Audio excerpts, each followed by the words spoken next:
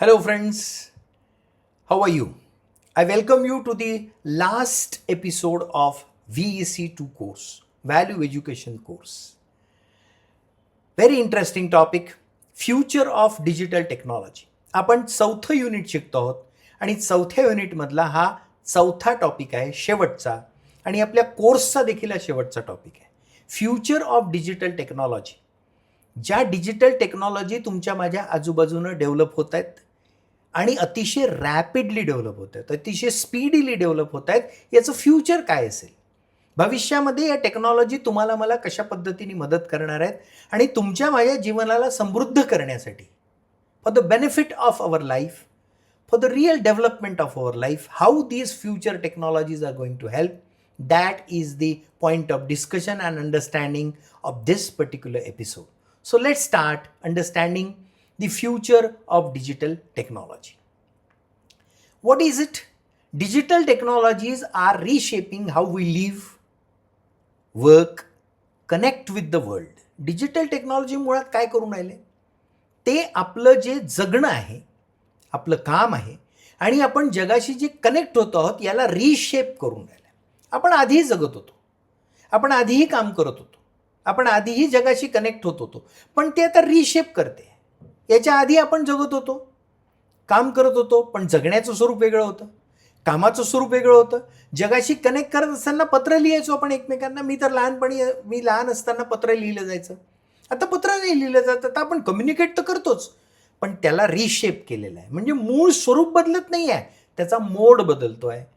From artificial intelligence to blockchain, the future is set to be more connected, automated and intelligent. Blockchain सारखी system असेल ज्याच्यामध्ये अनेक systems एकत्रित करून त्याचं एक मोठं स्ट्रक्चर तयार केलं जातं, त्याला ब्लॉकचेन असं म्हणतात.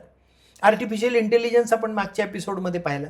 त्यामुळे आर्टिफिशियल इंटेलिजन्स असेल किंवा ब्लॉकचेन असेल, या फ्युचर सेट ऑफ टेक्नॉलॉजीच्या आधारे आपण जास्त कनेक्टेड राहणार आहोत, जास्त ऑटोमेटेड राहणार आहे आपलं जग आणि जास्त इंटेलिजंट राहणार आहे. अनेक इन्फॉर्मेशन आपल्याला पटापट मिळणार आहेत आणि म्हणून अशी फ्युचर ऑफ डिजिटल टेक्नॉलॉजी आपल्याला बघायचं आहे. याचे वेगवेगळे ॲस्पेक्ट्स आहेत, ते आपण बघण्याचा प्रयत्न करू. फार इंटरेस्टिंग आहे. Artificial learning, intelligent and machine learning. Artificial intelligence and machine learning, AI is becoming a driving force across industry. सगळ्या इंडस्ट्रीमध्ये, तुमच्या माझ्या घरांमध्ये, वेगवेगळ्या ठिकाणी AI हा एक ड्रायव्हिंग फोर्स बनतो आहे. In future AI and machine learning will take personalisation, automation and problem solving to new levels. येणाऱ्या काळामध्ये मी जसा उल्लेख केला, मी जसं प्रेडिक्ट केलं आणि मी जसं बोललो की येणाऱ्या काळामध्ये AI आणि मशीन लर्निंग हे पर्सनलाइज होईल, जास्त पर्सनलाइज होईल. आज आपल्या घरी नाही का ती गुगलचं छोटंसं एक मशीन आपल्याकडे आहे, ज्या मशीनला आपण आवाज दिल्यानंतर ते आपले कामं करतं, आपल्याला आपली इन्फॉर्मेशन जी आहे ती इन्फॉर्मेशन प्रोव्हाइड करतं. आपण त्याला आवाज दिला, जसं सिरी नावाचं फंक्शन वापरलं जातं की ते आवाज दिल्याबरोबर आपल्याला त्याचं उत्तर मिळतं, आपल्याला त्याचे वेगवेगळे फंक्शन्स कळतात. अशा पद्धतीने AI and machine learning will take personalisation, automation and problem solving to new levels. नवीन लेवलला हे पोहोचेल. For example, advanced automation in manufacturing, health care and finance. Manufacture करण्यामध्ये मशीन जर प्रचंड मोठ्या प्रमाणात काम करायला लागली तर त्याच्यात एक्झॅक्ट काम होईल. हेल्थ केअर, आरोग्याची व्यवस्था सांभाळणाऱ्या ज्या सध्याच्या व्यवस्था आहेत त्या अजून ऑटोमेटेड होतील. अँड फायनान्स सेक्टर देखील खूप मोठ्या प्रमाणात डेव्हलप होईल. आता देखील फायनान्स सेक्टर किती बदललेलं आहे. आपल्याला आता कॅश हातामध्ये ठेवायची गरजच नाही, कॅश सांभाळायची गरज नाही. आपण डिजिटल फायनान्शियल टूल्स या एपिसोडमध्ये हे सगळं पाहिलं की कशा पद्धतीने नेट बँकिंग आणि सगळ्या गोष्टी आपण आता सहज हाताळायला लागलेलो आहे. आपल्याला कन्व्हिनियन्स झालेला आहे. एका माणसाच्या खात्यातून दुसऱ्या माणसाच्या खात्यामध्ये एका सेकंदात पैसे आपण ट्रान्सफर करू शकतो. हा कन्व्हिनियन्स आहे. तर हा फायनान्स सेक्टर देखील मोठ्या प्रमाणात येणाऱ्या काळामध्ये अजून ऑटोमेटेड झालेला आपल्याला दिसेल. त्यामुळे artificial intelligence and machine learning याच्यामध्ये मोठा प्रभाव AIचा आहे. द मेटावर्स म्हणजे काय? A new digital frontier, the metaverse, a blend of virtual and augmented reality. आपण VR व्हर्च्युअल रियालिटी जेव्हा शिकलो तेव्हा मी कॉम्बिनेशन तुम्हाला सांगितलं होतं. जसं उदाहरण तुम्हाला आठवत असेल, मी सांगितलं की आत्ता मी जे शिकवतोय मी तुम्हाला लाईव्ह दिसतोय आणि सोबत एक फंक्शन कम्प्युटरच्या माध्यमातून पॉवर पॉईंट प्रेझेंटेशन सुरू आहे. हे दोन्हीही याचं कॉम्बिनेशन, मी जे बोलतोय ती ऑगमेंटेड रियालिटी आहे, बाजूनी जे आहे ते व्हर्च्युअल रियालिटी आहे, असं याचं कॉम्बिनेशन जे केलं जातं is set to redefine how we socialise our work and shop. आपण आपलं वर्क सोशलाइज कसं करतो, शॉपिंग आपलं सोशलाइज कसं करतो. For example virtual offices for seamless remote collaboration. ह्याच्यानंतर कदाचित ऑफिस राहणारच नाही, आपण आपल्या घरीच बसलेले असो. आजही वर्क फ्रॉम होम अनेक लोक करतात, ऑफिसमध्ये जाण्याची गरज नाही.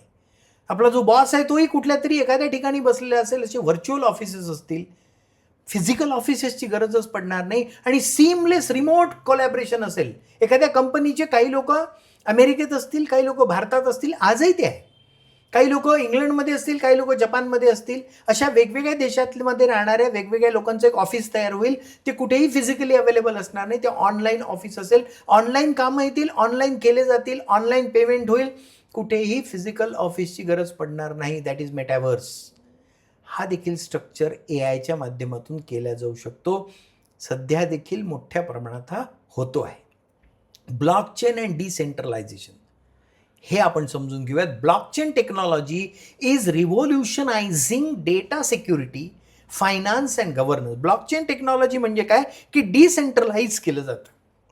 सिस्टीम जी एका ठिकाणी आहे त्याची खूप साऱ्या सिस्टीम्स तयार केल्या जातात आणि त्याच्यामुळे रिव्होल्युशनाइज होतं डेटा सिक्युरिटी आणि finance. In future digital technology will integrate blockchain into everyday operation. सध्या हे ब्लॉकचेन ऑपरेशन्स मोठमोठ्या इंडस्ट्रीमध्ये किंवा मोठमोठ्या कम्प्युटर स्ट्रक्चर्समध्ये वापरले जातात. हे तुमच्या माझ्या घरामध्ये पोचतील आता. Decentralise finance for transparent and secure transaction. आपल्याला साधे ट्रान्झॅक्शन करताना ब्लॉकचेन सारखा स्ट्रक्चर वापरला जाईल याच्या पुढे. आणि त्याच्यामध्ये मुख्य म्हणजे सिक्युरिटी राहील आणि ट्रान्सपरन्सी राहील.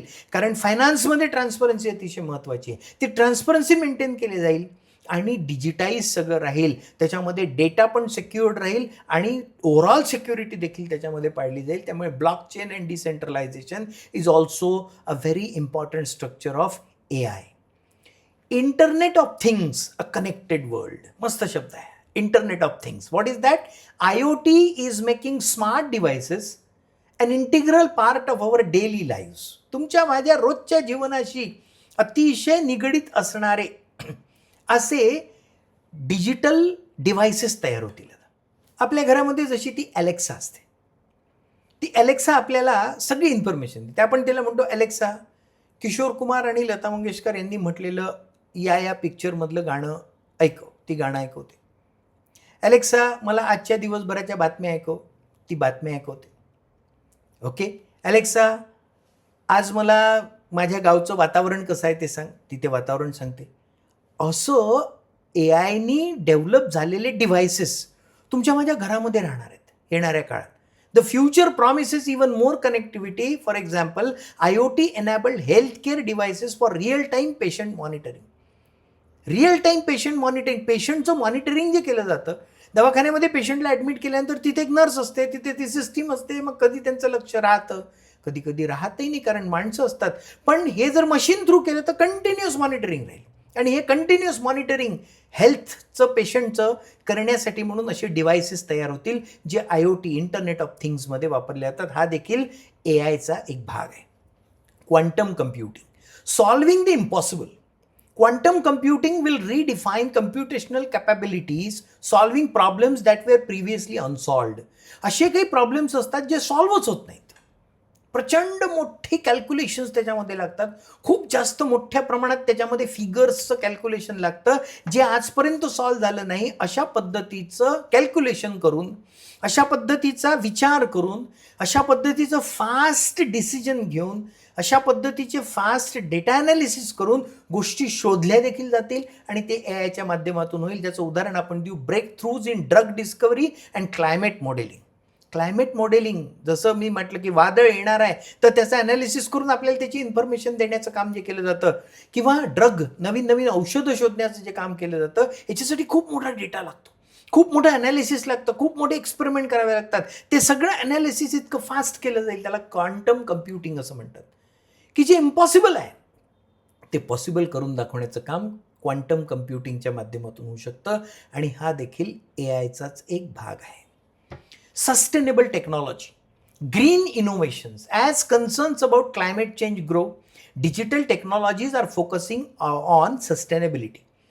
बघा कसा फायदा आहे, हे सगळे बेनिफिट्स आहेत. की जसं वातावरणाच्या बदलासंबंधी आपण चर्चा करतो, वातावरण कसं बिघडते याची चर्चा करतो. आपण पहिल्या युनिटमध्ये आपण बायोडायव्हर्सिटीचा विचार केला.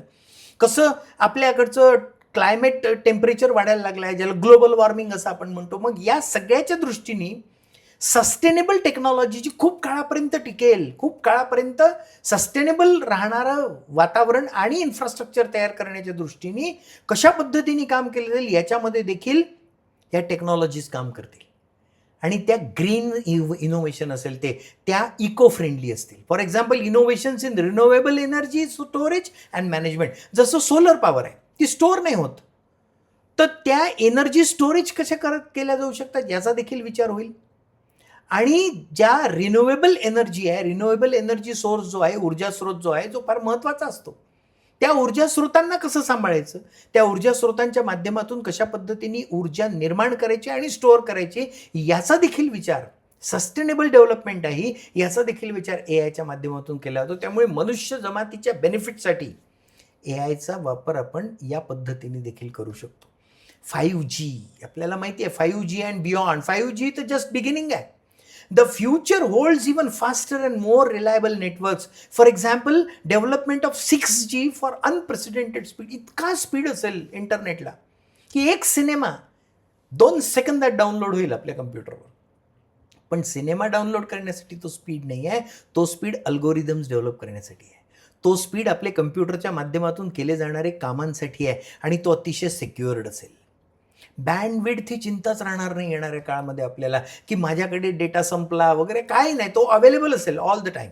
आणि आपण आपले सगळे कामं अतिशय पॉवरफुली, इंटरनेट नाही हा प्रश्नच राहणार नाही, आपण सगळे कामं त्याच्या माध्यमातून करू शकू आणि आपले सगळ्या कामांना स्पीड येईल. आपण अतिशय रिलॅक्स राहून सिक्युअर्ड वेनी हे सगळं आपण करू. त्यामुळे 5G अँड बियॉन्ड 6G पर्यंत जर आपण पोहोचणार आहोत ते देखील AIच्या माध्यमातून आहे. Augmented reality and virtual reality, मी याच्याबद्दल आपण व्हर्च्युअल रियालिटीच्या आपल्या एपिसोडमध्ये डिटेलमध्ये बोललेलो की AR आणि VR या टेक्नॉलॉजीज इतक्या मोठ्या प्रमाणात डेव्हलप होतील आता की विशेषतः एज्युकेशन सेक्टरमध्ये किंवा ट्रेनिंग प्रोग्राम्समध्ये हे सगळं लाईव्हली होईल सगळं. आज मी तुम्हाला समोर दिसतोय, पण व्हर्च्युअल रियालिटीच्या एखाद्या आणि ऑग्मेंटेड रियालिटी या कॉम्बिनेशनमध्ये आपण असे सोबत बसलेले राहू आणि तो हेल्मेट लावून तुम्हाला ते सगळं रिअल फील करता येईल.